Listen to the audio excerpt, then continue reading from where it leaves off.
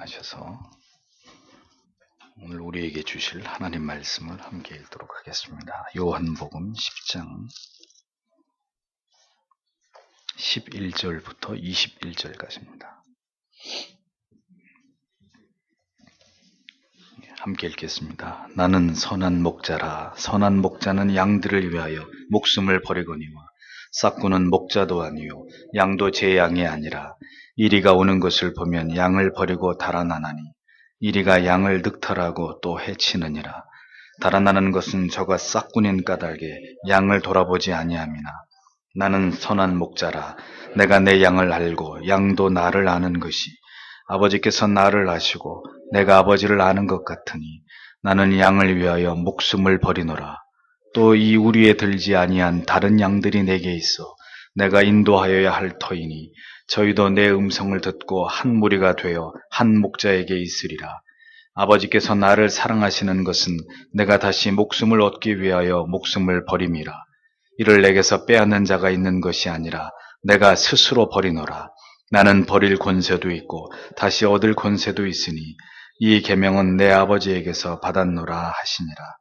이 말씀을 인하여 유대인 중에 다시 분쟁이 일어나니 그 중에 많은 사람이 말하되 저가 귀신 들려 미쳤거늘 어찌하여 그 말을 듣느냐 하며 혹은 말하되 이 말은 귀신 들린 자의 말이 아니라 귀신이 소경의 눈을 뜨게 할 수 있느냐 하더라.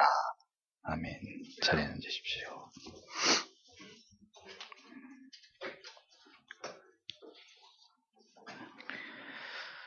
오늘은 요한복음 강의 52번째 시간으로 나는 선한 목자라 이런 제목으로 하나님 말씀을 전하도록 하겠습니다.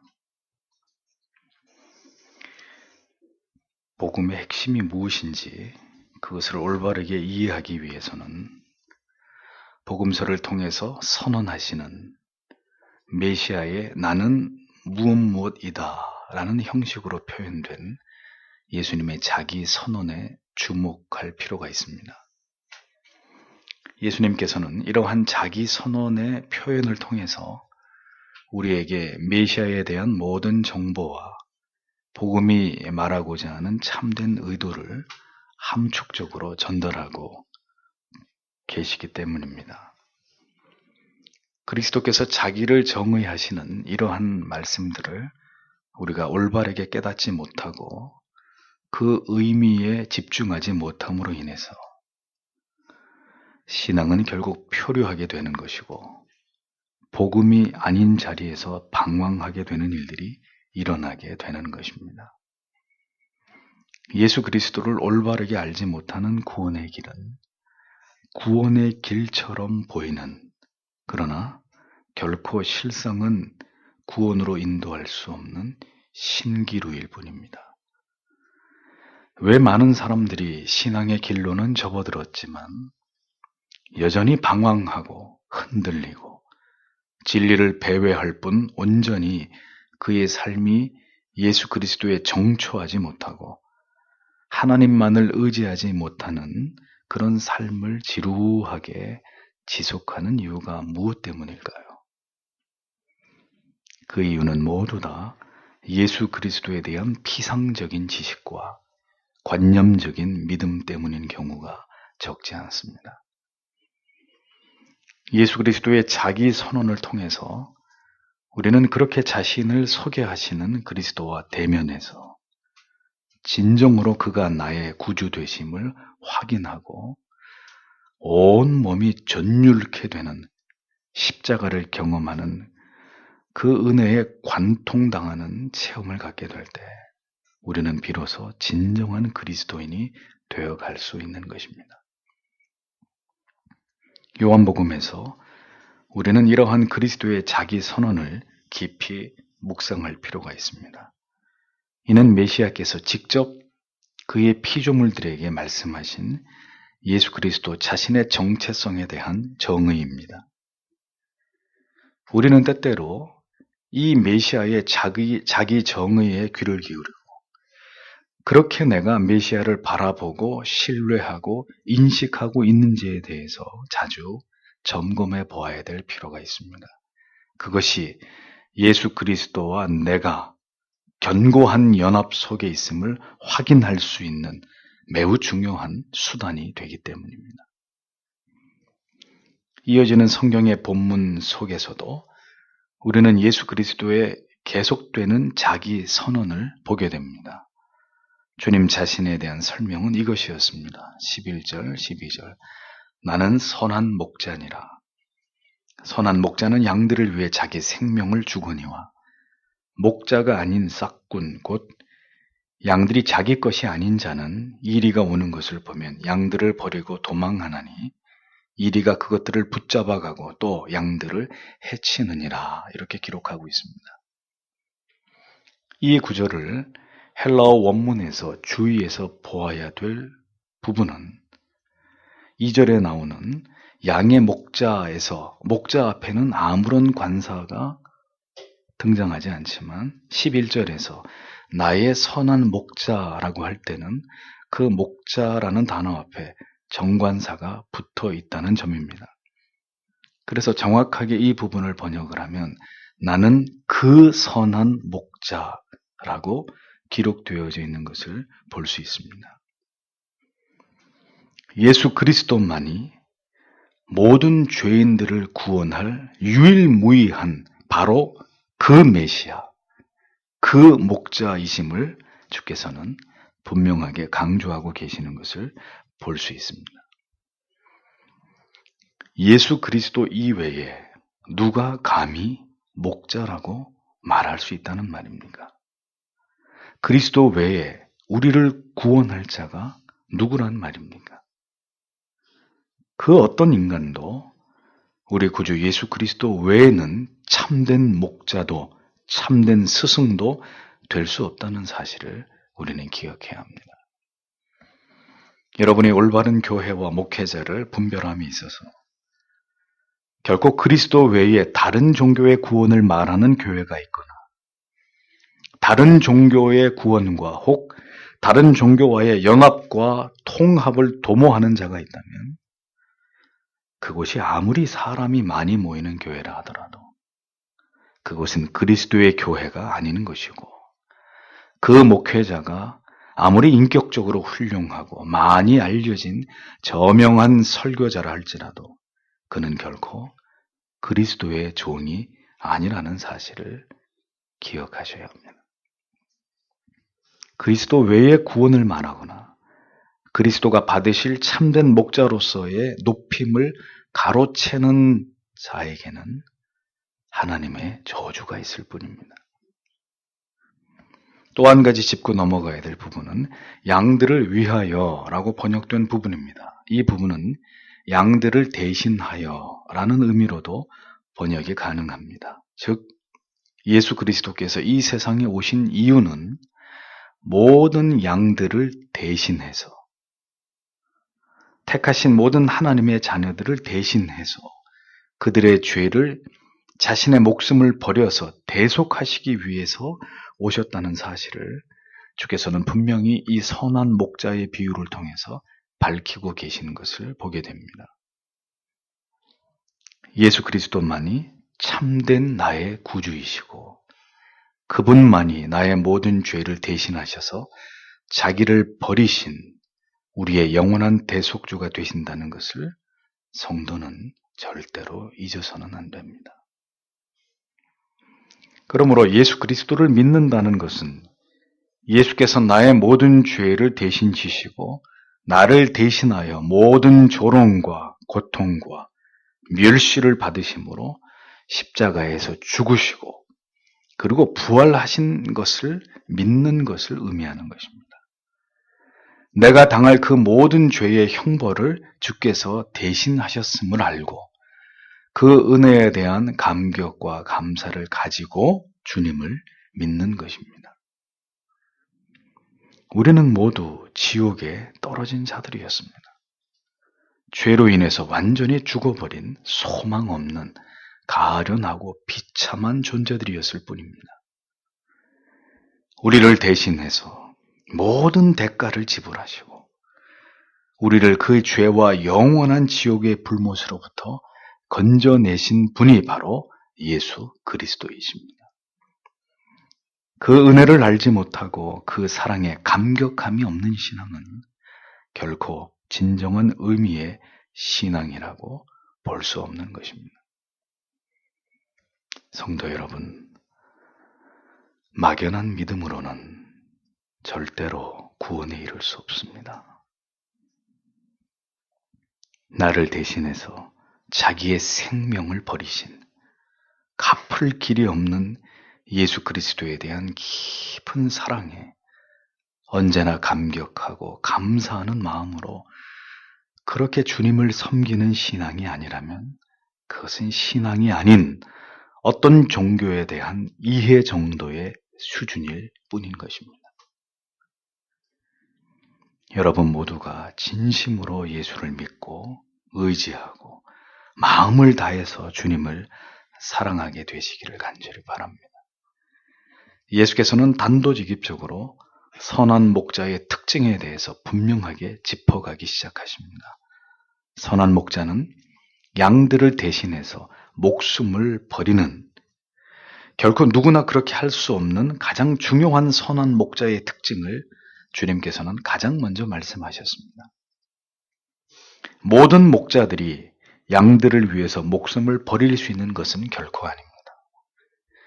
오직 참되고 선한 양들을 지극히 아끼고 자기의 목숨처럼 소중하게 여기는 그 선한 목자라야 그렇게 양들을 위해서 자기 목숨을 버릴 수 있는 것입니다. 주께서 이 말씀을 하신 이유는 그만큼 하나님의 자녀들인 우리를 사랑하시기 때문임을 알 수 있습니다.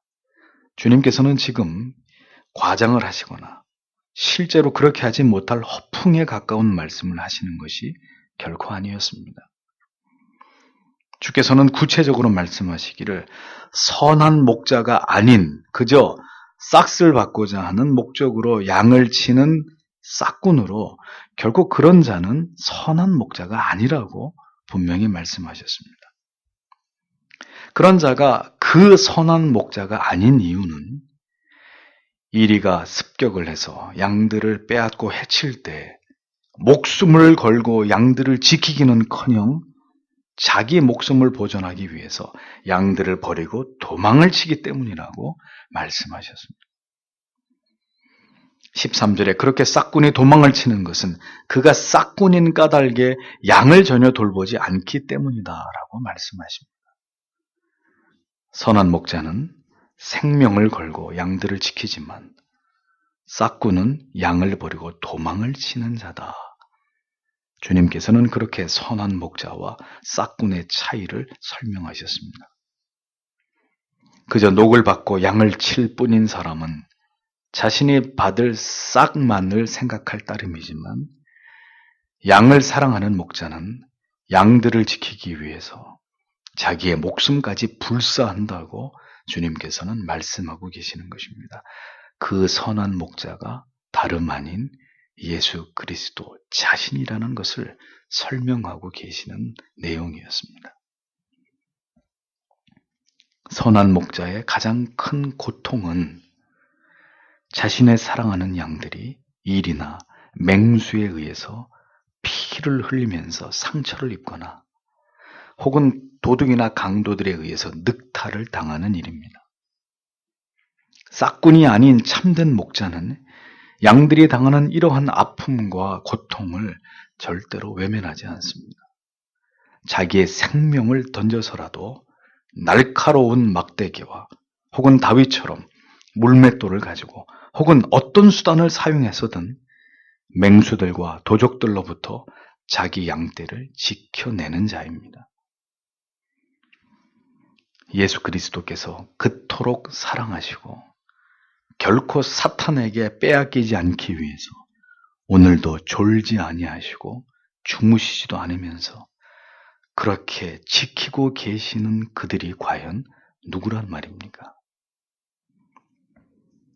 무지하고 어리석으며 제 갈 길로 가기를 좋아하는 바로 우리들. 그렇게 주님께서 여러분들을 사랑하시고 지키시고 보호하고 계신다는 사실을 잊어서는 안 되는 것입니다. 그렇게 선한 목자이신 주님께서 여러분을 영원한 지옥의 형벌과 저주에서 건져내셨을 뿐만이 아니라 여전히 우리를 마귀의 손아귀로부터 그 날카로운 발톱과 이빨로부터 지키고 계신다라는 것입니다.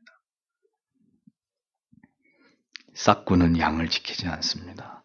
위험이 닥치면 언제든 양을 버리고 도망을 쳐버립니다. 양떼와 소떼에게 마음을 두지 않고 자신의 명예와 이익과 오직 자신의 안전에만 마음을 둡니다. 양들이 맹수에게 공격을 받든 강도들이 양을 다 훔쳐가 버리든 그러한 일에는 마음을 두지 않습니다. 우리에게는 모두 선한 목자가 되시는 예수 그리스도께서 우리와 함께 하시지만 그리스도께로부터 목양의 고난을 위임받은 목자로부터 나의 영혼을 위해서 노심초사하며 기도해주고 곁길로 가려 하거나 믿음의 자리에서 시들해지려 할 때마다 나를 붙들어주고 권면해주고 때로는 징계하고 책망해 줄 수 있는 그런 목자의 도움을 받고 있다는 것은 여러분 모두에게 그리스도께서 베푸시는 분명한 은혜가 아닐 수 없는 것입니다. 목자의 돌봄을 받는 양이 가장 안전한 양이고 행복한 양입니다. 목자의 돌봄을 불필요하게 여기고 최대한 목자로부터 멀리 떨어져서 마음대로 아무 풀이나 뜯고 아무 웅덩이의 물이나 마시다가는 그 양은 스스로 자기에게 화를 자초할 수밖에 없게 되겠죠. 예수 그리스도로부터 그 따스한 돌보심으로부터 멀어지려고 하는 것은 양들의 자살 행위입니다. 그 견고한 사랑의 울타리를 뛰어넘어서 아무도 지키지 않고 돌보지 않는 맹수가 이글거리는 세상의 광야로 나아가려고 하는 것은 지극히 어리석고 반드시 후회할 일들을 겪을 수밖에 없는 혹독한 시련과 고난이 기다리고 있는 길이라는 것을 기억하셔야 합니다. 양은 결코 혼자 살아갈 수 있는 짐승이 못 됩니다. 인간의 도움을 가장 절실히 필요로 하는 가축이 바로 양입니다. 양은 시력이 지독한 근시이기 때문에 불과 몇 미터의 앞도 볼 수 없습니다. 이 때문에 순식간에 덮치는 맹수들의 습격을 양은 절대로 피해서 달아나지 못합니다. 양은 정기적으로 털을 깎아주지 않으면 제대로 걸을 수도 없습니다. 더군다나 물에 빠지기라도 하면 순식간에 그 털이 물에 젖어서 무게가 몇 배나 불어나면서 물에 잠겨 익사할 수밖에 없는 짐승이 양입니다. 움푹 패인 웅덩이에 들어갔다가 넘어지기라도 하면 스스로 일어날 수 없어서 내 발을 하늘로 쳐들고 버둥거리다가 속히 그것을 목자가 발견해서 양을 이렇게 세워주지 않으면 위에 위장에 가스가 차서 수시간 안에 죽임을 당할 수밖에 없는 짐승이 바로 양입니다. 따뜻한 봄이나 여름에는 양의 머리에 가축의 피를 빠는 이 파리과의 유충이 알을 낳아서 번식을 하게 되기 때문에 머리에 기름을 발라서 그 유충들을 쫓지 않으면 양은 그 머리의 가려움을 견디지 못해서 나무나 바위에 머리를 세게 부딪혀서 죽기도 하는 그런 어리석은 짐승이 양입니다. 목자의 세심한 돌봄이 있어야 정상적으로 안전하게 자라갈 수 있는 연약한 짐승들이 바로 양이란 말입니다. 주님께서 왜 저와 여러분을 양이라고 비유하셨을까요? 주의 돌보심을 벗어나서는 결코 살아갈 수 없는 존재들이기 때문입니다. 주님께서는 14절에서 나는 선한 목자라, 에고 에이미, 나는 선한 목자라, 내 양들을 알고 내 양들도 나를 아노라고 말씀하셨습니다. 15절에는 아버지께서 나를 알듯이 나도 아버지를 아노니 나는 양들을 위해 내 생명을 내놓느니라 하고 말씀하고 있습니다. 또다시 반복하시기를 나는 그 선한 목자이다 라고 하시면서 그 이유는 나는 내 양들을 잘 알기 때문이다 라고 설명하십니다. 양의 본능과 습성을 그리고 양의 신체적인 약점을 모두 꿰뚫고 있어야 유능하게 목자가 양을 칠 수 있듯이 우리 주님께서는 여러분 각자에 대해서 당신에 대해서 너무도 잘 알고 계시는 분이십니다. 시편 71편 6절에 내가 모태에서부터 주의 붙드신 바 되었으며 내 어미 배에서 주의 취하여 내신 바 되었으니 나는 항상 주를 찬송하리이다 라고 적고 있습니다. 시편 139편 13절은 주께서 내 장부를 지으시며 나의 모태에서 나를 조직하셨나이다 라고 기록하고 있고 이사야 44장 2절에서도 너를 지으며 너를 모태에서 조성하고 라는 말씀이 기록되어 있습니다. 여러분, 주님은 여러분들을 후천적으로 알아가시는 분이 결코 아니십니다. 우리가 모태에 있을 때로부터 우리를 아셨고 우리를 붙드셨다고 성경은 분명히 말씀하십니다. 주님께서 여러분을 잘 모르실 것이라고 생각하고 혹 그분이 나를 포기하셨거나 나를 방치하고 계시는 것이라고 생각한다면 그것은 올바른 생각이 아닙니다. 우리는 우리의 관점에서 나의 인생을 지금의 나의 모습과 나의 환경을 바라보면서 때때로 회의에 들거나 의심에 빠질 때가 있습니다. 하나님께서 살아계신다면 내가 그분의 자녀가 분명하다면 왜 나의 이런 고통과 시련과 이러한 나의 고뇌에 대해서 하나님은 침묵을 하시는 것일까? 왜 나를 속히 건져내지 않으시고 나를 푸른 초장과 쉴 만한 물가로 속히 나를 인도하시지 않는 것일까? 우리는 이러한 점에 대해서 풀리지 않는 의문을 가질 수도 있을 것입니다.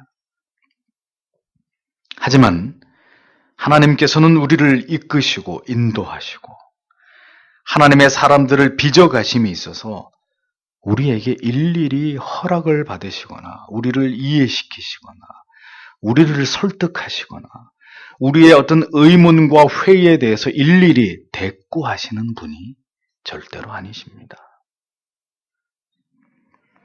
하나님께서는 오직 내가 너의 선한 목자 됨을 믿고 따라오라고만 말씀하실 분입니다.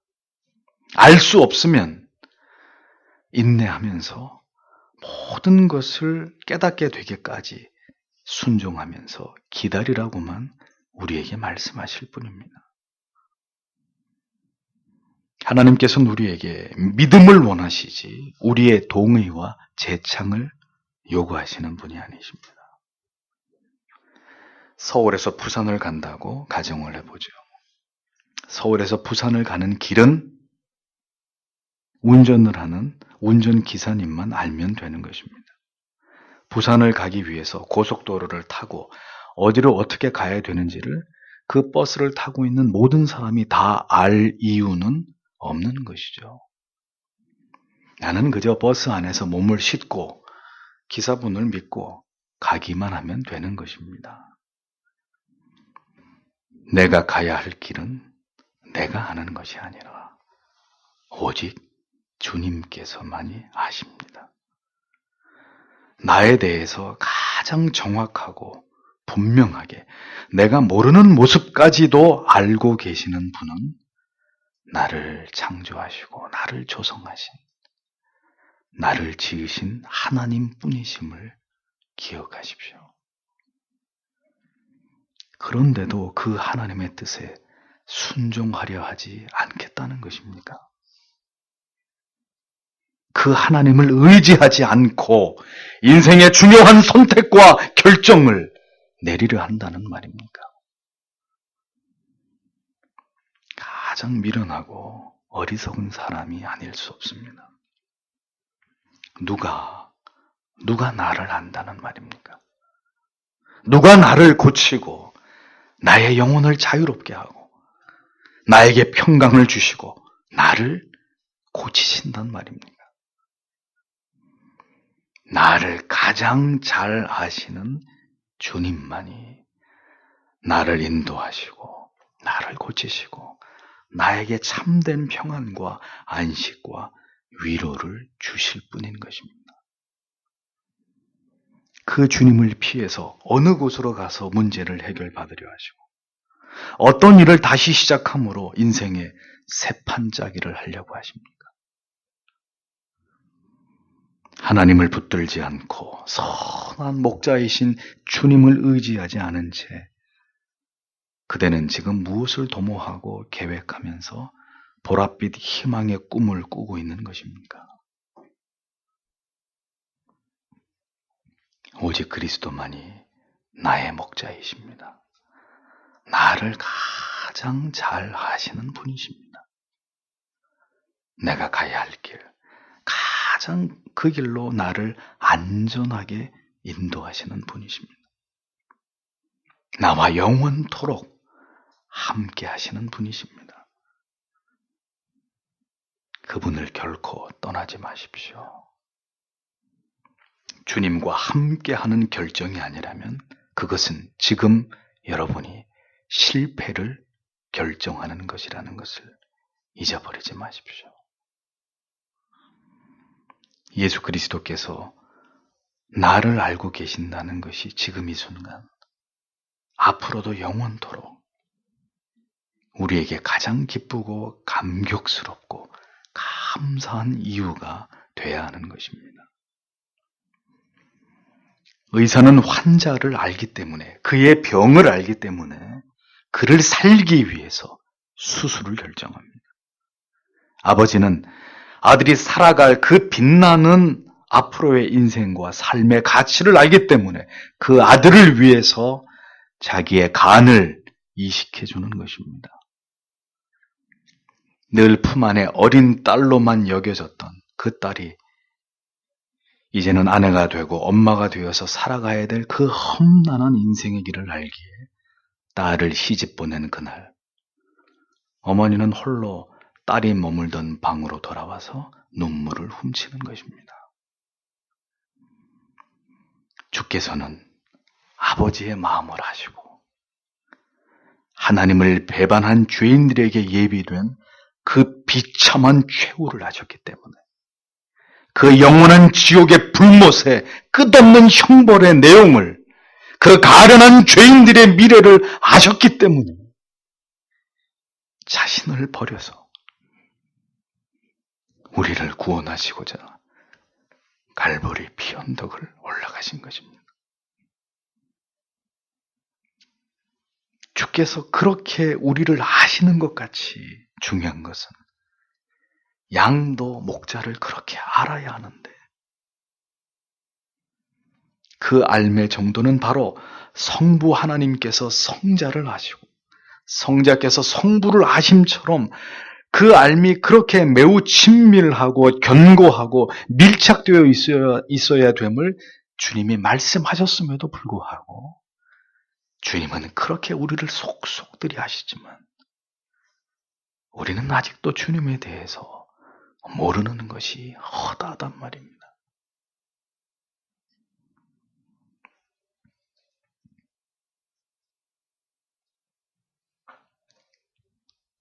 그냥 아는 것이 아닙니다. 히브리 말에서 야다, 우리말로 알다라는 이 표현은 부부가 서로에 대해서 성적으로, 육체적으로 깊이 모든 것을 아는 것을 의미합니다. 그저 이름 정도, 고향 정도, 어디 사는 정도를 야다라고 말하지 않습니다. 최고의 친밀함을 의미하는 단어, 알다라는 말입니다. 주님은 그렇게 우리를 알고 계시는 분이지만 우리는 하나님에 대해서, 예수 그리스도에 대해서 그렇게 깊이 알고 있는가? 우리가 깊이 생각해 보아야 되는 문제입니다. 신앙에서 가장 위험한 것은 바로 피상적인 믿음이라고 수도 없이 말씀드렸습니다. 사변적이고 관념적인, 그저 종교적인 습관을 쫓아서 교회를 다니는 그런 막연한 믿음. 그저 믿으면 좋은 것이겠지. 믿으면 모든 게 좋아지겠지.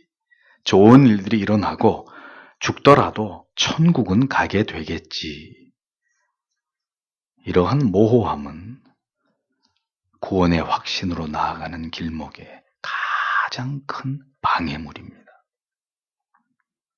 신앙은 진지함입니다. 듣고, 알고, 깨닫고, 배우고, 그리고 그렇게 살기 위해 몸부림을 치면서 자신을 해체하고 죽이기 위해서 평생을 노력하면서 그로 인해서 받는 하늘의 위로와 은혜를 생생하게 체험해 가는 것, 그것이 하나님을 신앙하는 것입니다. 그래서 어제보다, 작년보다, 10년 전보다 내가 더 분명하게 예수 그리스도를, 그리고 영생을 확신할 수 있게 되어진 것.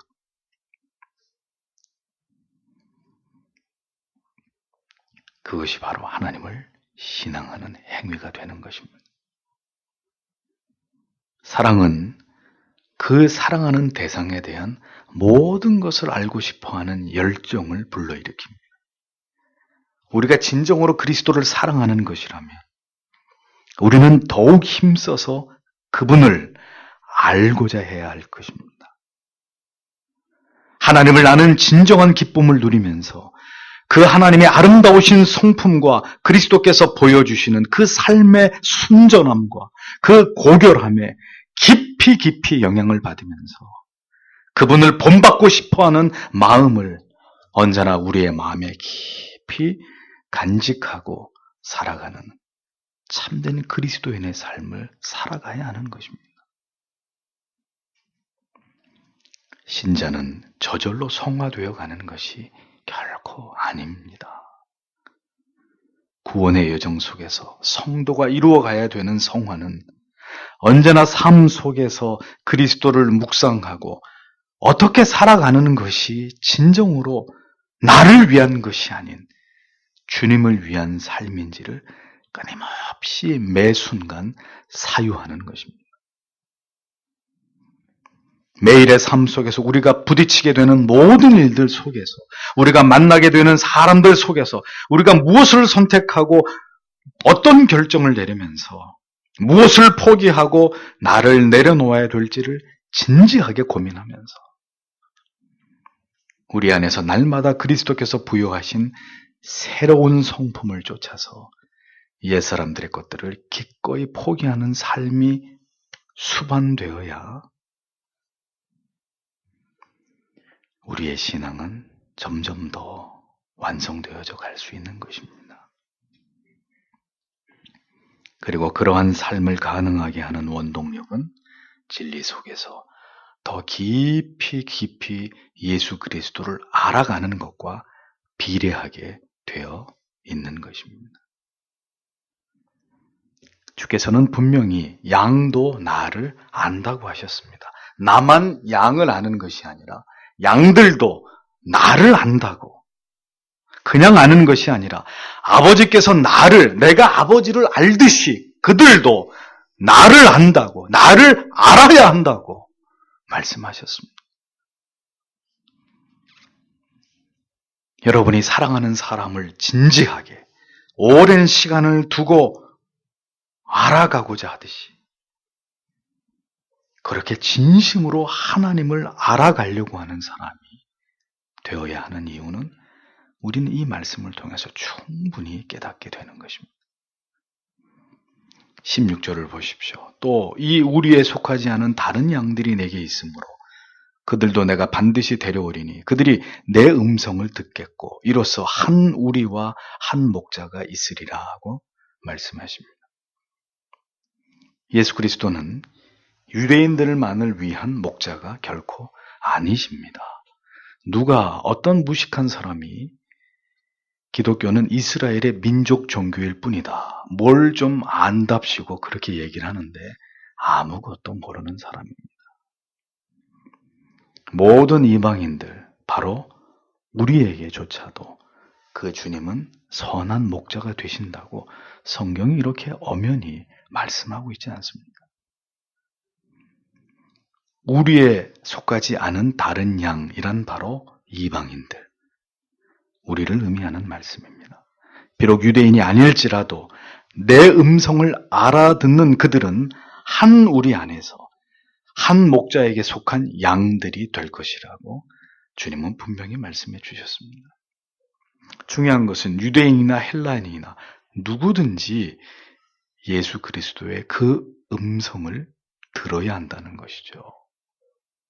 한 목자의 음성, 한 복음을 들어야 한다는 것입니다.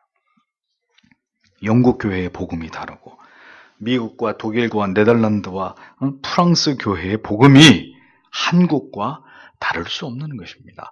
100년 전의 복음이, 200년 전에, 500년, 2000년 전의 복음이 지금의 복음과 결코 다를 수 없는 것입니다. 우리는 그래서 옛 길에서 그 지혜를 얻으려고 하는 것입니다. 무엇인가 새로운 방법을 찾으려고 하지 않고 우리의 믿음의 조상들이 걸어간 그 길에서 그 자취를 더듬으면서 참된 신앙의 길을 배우려고 하는 것입니다. 한 믿음, 한 복음, 예수 그리스도의 그 음성이라야 그것이 참된 복음이기 때문에 뭔가 인간들에 의해서 잡다하게 만들어진 것들을 다 거부하고 우리의 믿음의 조상들이 붙들고 지켜왔던 그 복음만을, 그 교리만을, 그 신앙의 고백만을 지키려고 하는 것입니다. 한 음성을 듣고 한 복음을 전하고 들을 때 우리는 한 교회와 한 공동체를 이루는 것입니다. 우리가 모르는 다른 음성은 목자의 음성이 아닙니다. 다른 음성의 목자를 따라갈 수 없는 일이죠. 시대는 다를지 몰라도 예수 그리스도의 말씀, 복음은 결코 다를 수 없는 것입니다. 우리는 바로 그 복음을, 그 진리와 모든 우리에게 남겨준 신앙의 위대한 유산들을, 그 가치를 지키고자 하는 것입니다. 선한 목자로서 양들을 위해 목숨을 버리시는 자신의 사명과 사역에 대해서 주께서는 계속 말씀하십니다. 17절. 이러므로 내 아버지께서 나를 사랑하시나니 이는 내가 내 생명을 다시 취하려고 그것을 내놓기 때문이라. 18절. 아무도 그것을 내게서 빼앗지 아니하며 내가 스스로 그것을 버리노라. 내게는 그것을 버릴 권능도 있고 그것을 다시 취할 권능도 있노라. 나는 이 명령을 내 아버지에게서 받았느니라 하시니라. 이렇게 기록하고 있습니다.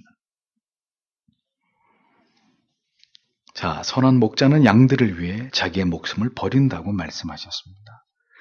하나님께서 예수 그리스도를 사랑하시는 것은 아버지의 뜻에 따라서 하나님의 자녀들을 위해서 자기의 목숨을 예수께서 버리셨기 때문이다라고 주님이 스스로 설명하셨습니다. 하나님께서는 물론 아들을 사랑하십니다. 그러나 이렇게 말씀하신 것은 마치 조건적으로 이렇게 말씀하신 것은 하나님의 뜻을 위해서 순종함으로 자기의 목숨을 버리는 이 같은 행위는 하나님께서 심히 기뻐하시는 일이 되기 때문에 예수님이 그렇게 하셨기 때문에 하나님이 기뻐하시는 것이 아니라 주님이 자발적으로 아버지의 뜻에 그렇게 복종하신 그것이 하나님을 기쁘시게 하는 일이었다는 것을 주님은 우리에게 교훈하고 계시는 것입니다. 주께서 친구를 위해서 목숨을 버리면 이보다 더 큰 사랑이 없다고 말씀하신 것도 이와 같은 맥락에서입니다. 하나님의 뜻을 이루기 위한 자기 포기, 자기 희생은, 그 가치는 하나님이 자기 백성들을 보시면서 가장 기뻐하시는 모습이라는 것을 우리는 기억해야 합니다. 주님은 자기의 생명을 버리시기만 하는 것이 아니라 다시 취하시기도 하신다고 말씀합니다. 이것은 의심할 바 없이 그리스도의 부활을 의미하는 것이죠. 양들을 위해서 목숨을 버릴 뿐만이 아니라 양들을 위해서 다시 부활하시는 주님이시라는 것을 말씀하십니다. 그러면 주께서 부활하시는 것이 왜 양들을 위한 일일까요? 사망의 권세를 깨트리신 그리스도를 바라보면서 우리 또한 그리스도를 믿음으로 말미암아 우리가 죽음에 이르게 되었을 때 죽음으로 영원한 끝이 오는 것이 아니라 영원한 삶으로 부활할 수 있을 것이라는 소망을 우리가 품을 수 있게 되기 때문입니다. 수고와 슬픔뿐인 인생일지라도 주님과 더불어 믿음을 지키면서 살다가 이 세상을 떠나게 될 때 우리는 주님의 품 안에서 다시 영광스러운 부활을 통해서 영원한 안식을 누리게 됨을 소망하고 바라볼 수 있기 때문인 것이죠. 누구도 주님의 생명을 빼앗아갈 자가 없습니다. 주께서 유대주의 종교 지도자들의 모함과 로마의 총독 빌라도에 의해서 십자가에 달려 돌아가신 것은 그들의 권력의 힘에 굴복하신 것이 아닙니다. 겉으로 보여지는 그리스도의 죽음은 그렇게 보일지라도 그것은 모두 아버지의 뜻을 이루기 위한 과정이었을 따름입니다. 주님은 힘이 없어서 그들에게 잡히시고 그들의 손에서 그 같은 고통을 당하시고 십자가에 달려 돌아가신 것이 아니라 이 모두가 아버지의 뜻을 이루고자 하시는 중요한 얘기입니다. 자발적 순종하심의 결과일 뿐이라는 겁니다. 아무도 하나님의 아들에게서 가장 작은 어떤 것이라도 빼앗아갈 수 없습니다.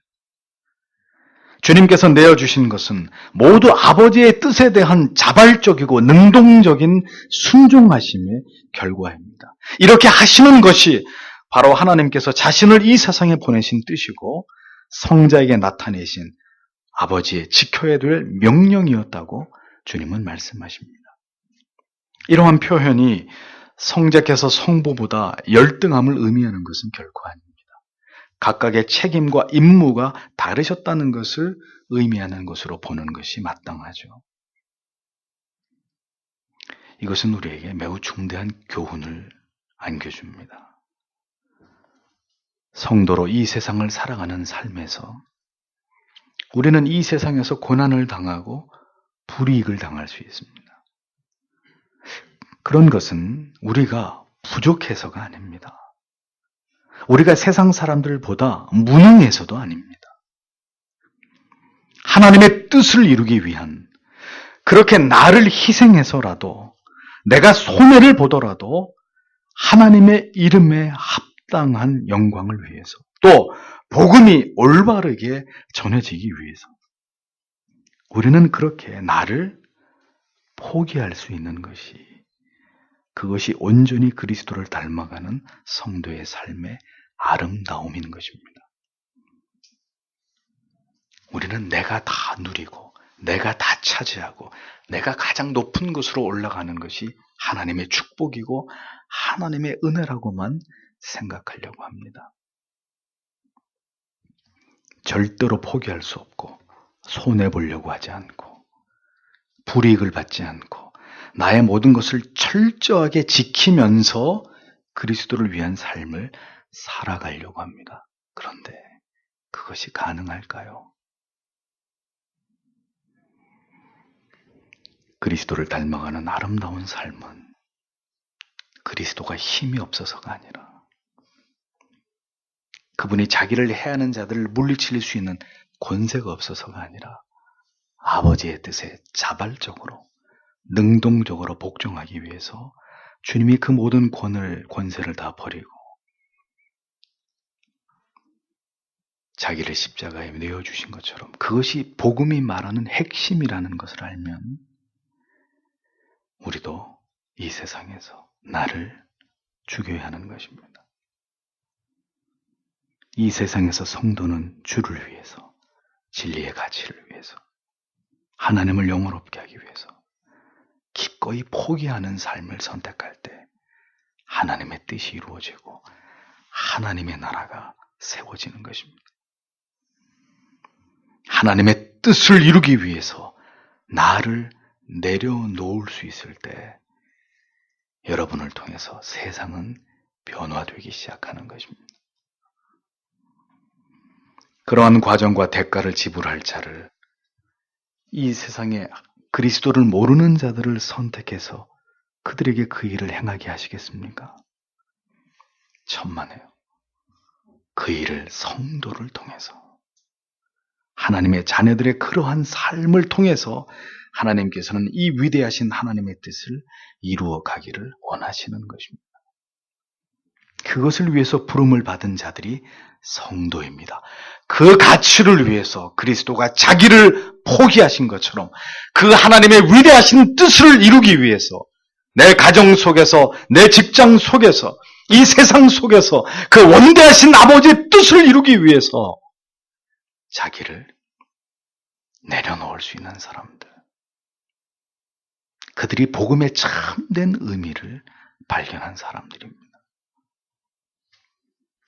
불행하게도 제가 아는 많은 그리스도인들은 그 반대의 삶을 오늘도 추구하고 있습니다.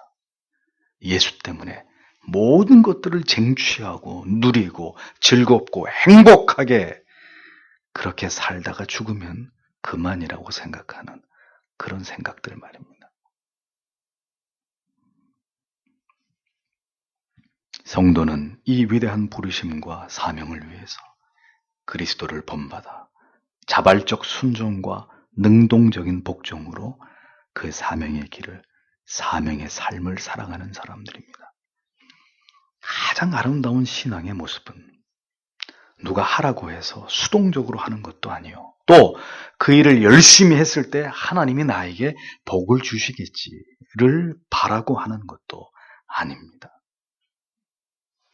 주님이 우리에게 보이신 그 생애에 깊이 영향을 받아서 그리스도를 닮는다는 것이 과연 무엇인가를 고민한 끝에 그것은 아버지의 뜻을 이루기 위해 나를 해체시키는 것이로구나. 그 깨달음이 나를 시켜서 봉사의 자리, 희생의 자리, 섬김의 자리, 나누는 자리로 우리 자신을 그곳에서 주님을 섬기게 하는, 그것이 가장 아름다운 성도의 삶이 되는 것이라는 겁니다. 언제나 성자께서 성부에게 보이신 이 능동적 순종하심을 기억하십시오.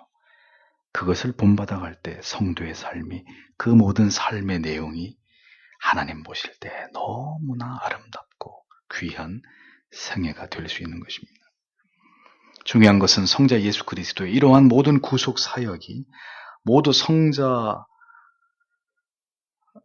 성부께 대한 순종과 삼위일체적인 연합을 통해서 이루어졌다는 것을 우리는 잊지 말아야 되는 것입니다.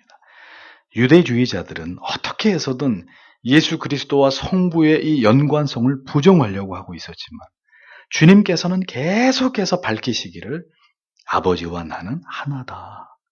계속해서 자신의 이 사역이 성부 하나님과 결합되어 있고 연결되어 있다는 사실을 계속해서 말씀하십니다. 나는 아버지께 종속되어 있는, 아버지는 또 나에게 연합되어져 있는 그러한 어떤 일체적인 성부와 성자의 관계를 계속해서 주님은 밝히고 계신 것을 봅니다.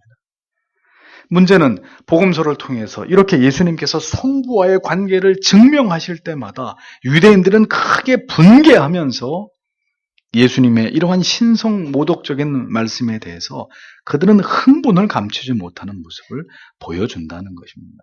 이번에도 그러했습니다. 19절에서 21절을 보면 그러므로 이 말씀들로 인해 유대인들 가운데 다시 분열이 생겨났으므로 그들 중에 많은 자들은 이르되 그가 마귀 들려 미쳤거늘 어찌하여 너희가 그의 말을 듣느냐 하고 다른 사람들은 이르되 이것들은 마귀 들린 자의 말이 아니라 마귀가 눈먼 자의 눈을 열어줄 수 있느냐 하더라. 이렇게 기록되어 있습니다. 보십시오. 보잘것없는 나사렛 촌동네에 한 청년이 입을 열어서 말을 할 때마다 유대 사회가 발칵발칵 뒤집어지는 충격적인 파장이 일어나고 있었습니다. 하나님 아버지에 대한 말씀이나 자기 스스로 생명을 포기할 수도 있고 다시 얻을 수도 있다고 하는 이런 표현이나 자신을 선한 목자라고 여기는 그렇게 표현하시는 이런 부분이나 어느 한마디도 이 바리새인들과 서기관들과 대제사장들에게는 그냥 넘길 수 있는 말들이 단 하나도 없었단 말입니다. 왜 그토록 예수 그리스도의 말씀이 어떤 자들에게는 가치 같고 공분을 불러일으킬 만한 그런 것이 될 수밖에 없는 것일까요? 그것은 주님의 말씀만이 진리이고 그렇게 반응하는 자들은 그리스도의 사람이 결코 아니기 때문입니다. 진리가 선포되면 그렇기 때문에 언제든지 분쟁이 일어나기 마련입니다. 그 교회와 공동체가 하나님의 진리의 말씀으로 완전하게 결이 나 있는 교회라면 이렇게 선명한 복음을 전할 때 여러분 가운데 아무도 이견이 있지 않을 것입니다. 그러나 그 교회가 예수 그리스도의 복음의 진리에 정초한 교회가 아니라면 선명한 복음을 던지면 던질수록 어떻게 되겠습니까? 교회는 끊임없이 분란이 일어날 것입니다. 저 목사를 쫓아내야 된다라는 쪽과 저 말씀이 진리입니다 라고 외치는 쪽이 끊임없이 갈등하고 대립하는 양상이 일어날 수밖에 없는 것이죠. 언제나 진리를 외치는 쪽과 그것들을 멸하고 분쇄시키려고 하는 쪽이 대치했었습니다. 그리고 이 싸움에서 언제나 표면적으로는 진리를 멸하려고 하는 자들이 이기는 것처럼 보일 때가 많이 있었습니다. 그러나 진리는, 복음은 결코 소멸되지 않고 오늘에까지 이어지고 전달되고 있는 것을 우리가 보지 않습니까? 언제나 진리의 편에 서는 자들은 소수였고 본문에서 보듯이 예수가 귀신 들려서 미쳤다고 보는 무리들은 기독교의 진리를 거짓이며 날조된 것이라고 주장하는 이들은 언제나 다수였습니다. 다만 소수의 바리새인들만이 예수 그리스도의 이 같은 말씀과 그분에게서 느껴지는 누구에게서도 볼 수 없었던 그 특별한 온유하심을 보면서 주님의 말씀은 결코 귀신 들린 자의 말이 아니라고 변호하면서 귀신이 어떻게 소경의 눈을 뜨게 할 수 있는지를 반문하고 있는 것을 볼 수 있습니다. 모든 것을 다 떠나서 귀신이 어떻게 날 때부터 소경된 자의 눈을 뜨게 할 수 있는지를 그들은 설명할 길이 없었던 것입니다. 이상하죠. 설명할 수 없을 때, 증명할 수 없을 때 세상 사람들은 그것을 인정하고 받아들이는 것, 수용하는 쪽이 아니라 어느 쪽입니까? 언제든지 배척하고 부정하고 무시하려고 듭니다. 설명할 수 없는 일이 일어났을 때 우리의 눈앞에 내 인생 속에서 어떤 놀라운 일이 일어나서 내가 그 일을 계기로 예수를 믿을 수밖에 없게 된 것은 그렇기 때문에 정말 감사한 일이 아닐 수 없는 거예요. 그렇게 그가 믿음을 갖게 된 것 자체가 그가 예수의 사람이기 때문이라는 것을 증명하는 것입니다. 그리스도의 사람이 아닌 자들은 끝까지 부정하면서 예수 그리스도와 기독교의 진리를 끝까지 멸시할 뿐입니다. 예수께서는 자신이 누구이고 무엇을 위해 이 세상에 오셨고 자신의 사명이 무엇이고 성부 하나님과 어떤 관계인지를 언제나 분명하게 말씀하시면서 이것을 믿기를, 그렇게 해서 자신을 받아들이기를 주님은 원하셨습니다. 그렇게 오랫동안 자신에 대해서 말씀하셨어도 언제나 바리새인들을 비롯한 이 유대인들은 그리스도를 배척할 뿐이었죠. 언제나 진리에 대해서 증거할지라도 아무 반응이 없고 그 진리에 깊이 여러분의 마음과 영혼이 점점 기울어지지 않는다면 이 말씀을 듣고 있는 여러분 또한 영적으로 귀먹고 눈먼, 그리고 그리스도를 여전히 배척하고 있는 사람일 뿐이라는 것을 명심하십시오.